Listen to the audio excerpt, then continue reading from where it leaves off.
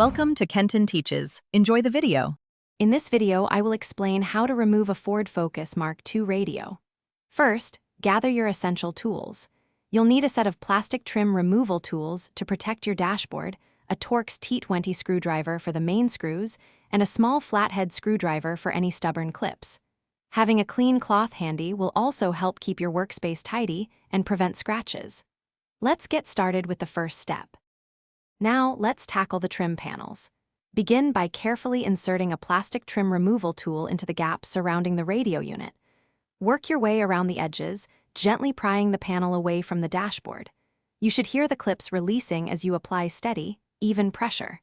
Take your time to avoid damaging any components. Once all the clips are free, you can carefully pull the entire trim panel away and set it aside. With the trim panels removed, you'll now see the radio unit secured by 4 Torx screws. Grab your Torx T20 screwdriver and carefully remove each of these 4 screws. Keep them safe, as you'll need them for reinstallation.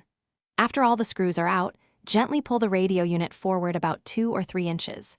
Remember, the wiring harness and aerial cable are still attached at the back, so don't pull it out completely just yet. Finally, it's time to disconnect the cables.